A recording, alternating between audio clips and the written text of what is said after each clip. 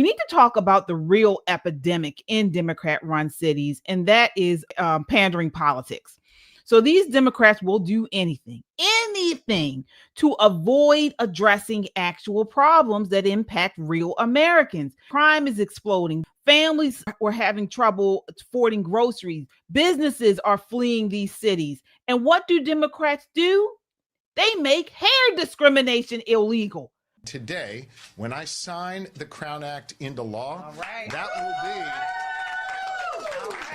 will be the next step in making good on that promise of bringing about real freedom for all Pennsylvanians. This public policy campaign is my brainchild in a nationwide effort I have led since 2018, determining it was necessary to change the law to help redress the long-standing and problematic practice of racial discrimination in the form of hair discrimination.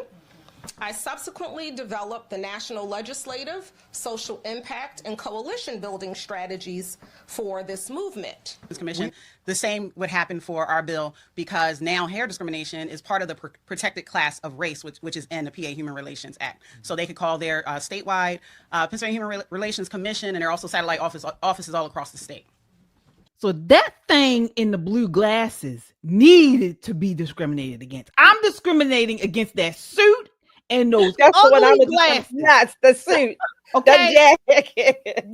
This is I have no issue with discrimination, because some people need to be discriminated against. She should not be in anybody's job, in anybody's cubicle, in anybody's office with that ugly suit on. Let me say something. I have worn my hair in a bush. I have worn my hair loose. I wish we should have brought photos of ourselves through the years. I've had long hair. My hair is, I've had long, loose hair. I've had short bush. I've had long dreads. I just recently cut my hair. My hair used to be at all the way down my back with dreadlocks. Okay. I have never experienced hair discrimination. This is so embarrassing. This is so embarrassing. Maybe I'm making too much of it. Shelley, what are your thoughts? So first of all, the one lady with the red, the one who spoke first. Now I was listening to her. Now she speaks very well. Her hair looks pretty. Her hair looked cute. She's eloquent. She had very good diction and all kinds of subject matter and subject verb agreement. She said that this is basically the highlight of her career. Are you kidding me? No. You have a PhD. You have a PhD, and this is the highlight of your education and your career. How embarrassing. This is the low-hanging fruit. Like you, KJ, I've never been fired or put out of school for my hair, no matter what style it was in. Never, and not at all. And let me say something to these ladies. Black children are not being suspended for their hair. What about the ones who are suspended for their behavior? That wasn't even on the top of your list, and you're an educated woman. That doesn't matter. It only matters that their hair. I think I did a quick Google search. Maybe about 10 or fewer students nationwide, and that's over a number of years, not even 1 year. Maybe they were suspended because of their hair or uniform, or it was out of uniform, whatever. 10. I'll give her 10 because I didn't find 10. I'll give 10. But this is the pinnacle of their career. These people are the types of people that keep Black people in the dustbins of history, if you will. They keep them at the lowest totem pole, the lowest socioeconomic status, while they keep going up the ladder and using things like this to elevate themselves so they can look and sound like they're really doing something worthwhile for the Black people they claim to want to help. Again, it's a bunch of BS. Yeah, I mean, Nicole, is this classic Democrat distraction? This is the politics of respectability. This is what this is. And you're going to see more and more of it because Democrats use this as, quote unquote, a field leveler. I mean, you work in a restaurant, your dreads come to your ass, your boss tells you to put your hair up, get a haircut, or put a hairnet on, and now you can call Pennsylvania Human Resources on your boss, right? It makes no sense. what's even scarier about this, because, you know, I give a shit about these people and their hair. It is whatever. It's on top of your head. And if you look in the mirror and you feel like you look good, then God bless.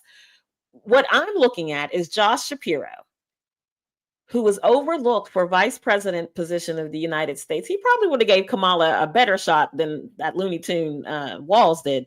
But he was overlooked as vice president because he's a Jew. You know, and the Democrats have a Michigan problem. They've got a Dearborn problem.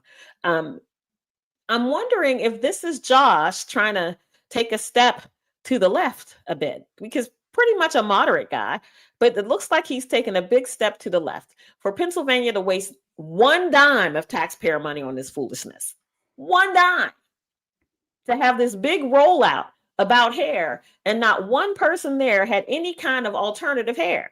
Now, the woman who had all of her dreads piled up on top of her head and held on with a clip, you know, it depends on what job she was applying for. You know, employers have many reasons that they can hire you, many reasons that they can fire you. Here in Maryland, we're an at-will state. You part your hair on the wrong side, I don't like it, I can let you go.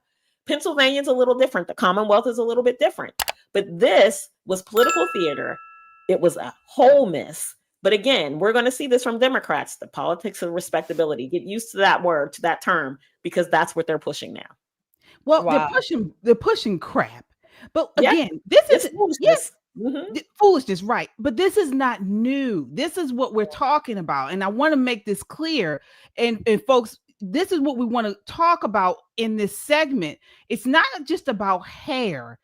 It's this idea of distraction. So instead of tackling violent crime, failing schools, and economic decline, Democrats create symbolic victories. This is performance politics. Solve the thing no one asked for and ignore things everyone is begging for.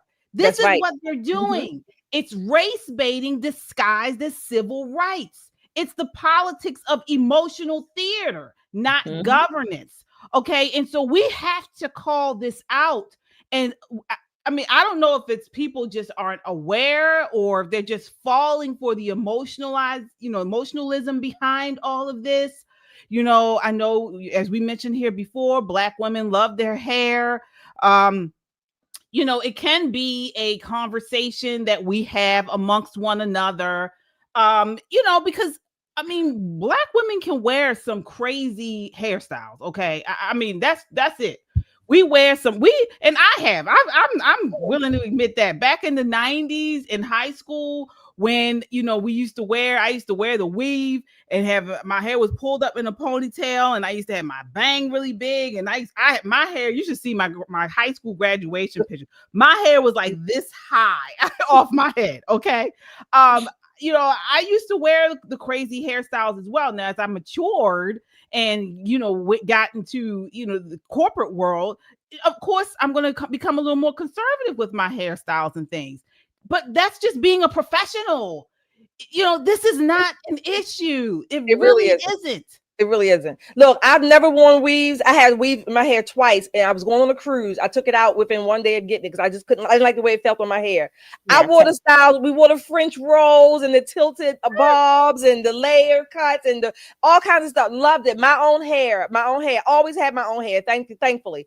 But this is not about hair. It's not. They are catering to the lowest denominator, and it's all about making themselves or elevate themselves to whatever positions of power and prestige. It has nothing to do with the people that they claim this is going to benefit. Not one thing. How is you know, quote unquote, the Crown Act going to get those people in the Black community the jobs they need? What is that going to do with? Not one damn thing. It's not going to do that. And by the time, if somebody's going to hire you, and depending on the arena, the industry, most people are going to kind of adapt to that culture, that work culture, so to speak. Okay. And I'll even say this. Even in today's economy, there are a lot of industries where, I mean, it's like, okay, you might be able to, quote unquote, maybe get away with a little bit of color, whatever the case may be, right? A little bit of a touch of this, or you might be able to depend. So it's not an issue, like you said. This is about these people elevating themselves to power and prestige, again, off of the back sweat and tears of the people they claim to want to help.